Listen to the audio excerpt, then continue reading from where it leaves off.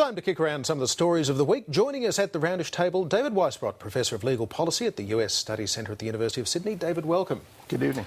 We were talking earlier about the targeting of Sikhs in Oak Creek, Wisconsin by a man described as a white supremacist, but also as a domestic terrorist. This is almost a sort of a throwback to Oklahoma City in the mid-1990s. It is, and I think Oklahoma City put it on the agenda, but it's been a movement that's been brewing for a long time.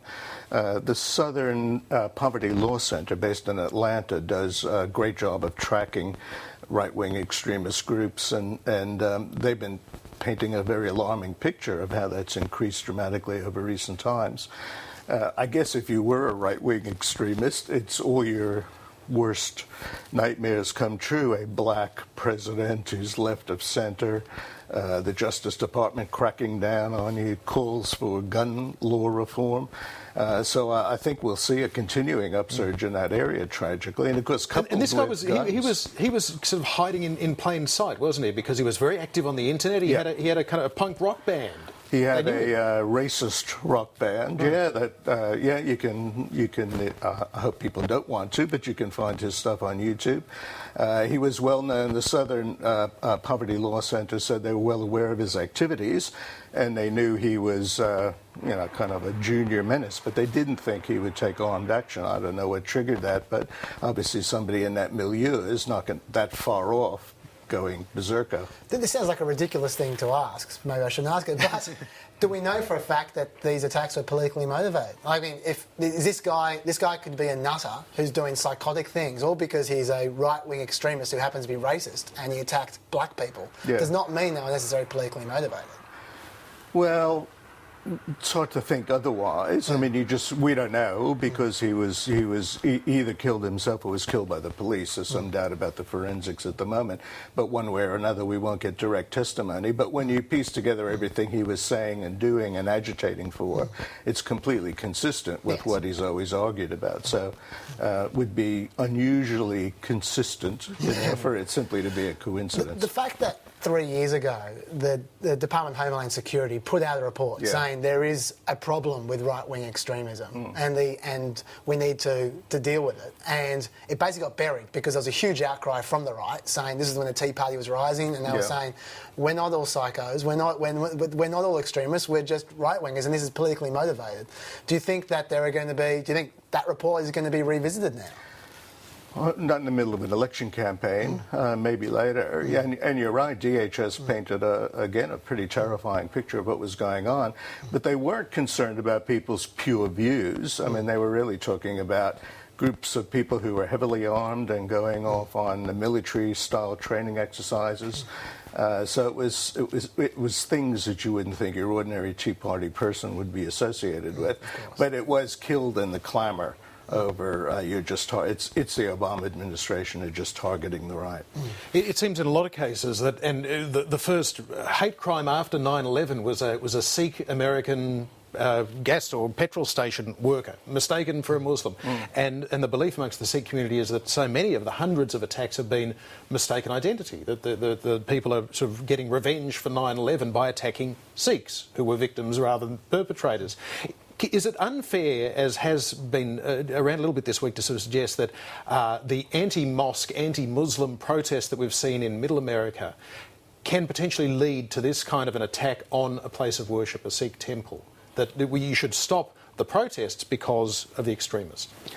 Well, the Sikh community has been agitating about this for a while and suggesting that they're often confused. They wear turbans.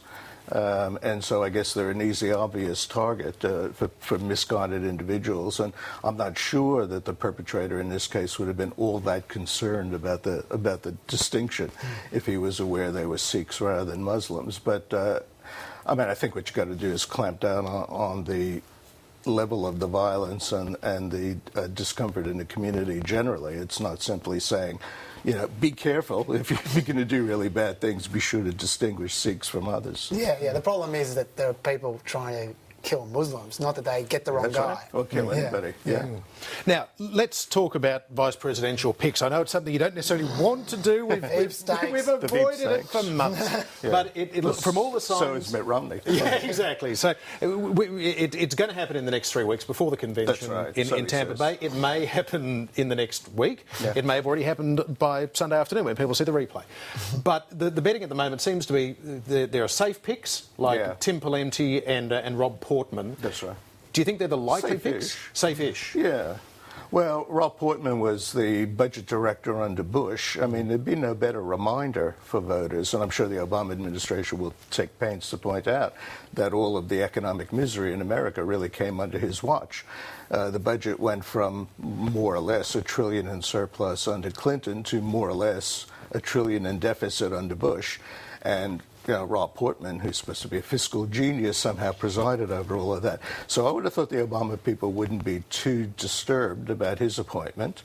No one will be too disturbed about Tim Pawlenty's appointment, but no one would notice either. I mean, he's a pretty lackluster guy. He's not a very good speaker. He ran for president himself, the Republican nomination, the last couple of times, and he lasted about 15 minutes in this one. I think the moment Romney raised his first few dollars, he withdrew from the race. So I'm not sure what he really offers. But isn't the case with vice presidential picks that it's about doing no harm? Because the bottom line is, if Romney gets in, he's going to be riding off the coattails of the economy, not off Tim Pawlenty. Yeah. Well, what you want to avoid is another Sarah Palin or somebody that's really going to get people upset. You want someone who could be seen as the next president. At best, they might give you 1% or 2% in certain seats that might push you over the line. I mean, the Rob Portman attraction is he's from Ohio. Ohio is one of the battleground states. The polling shows that people in Ohio don't know he's from Ohio, even though he's their senator.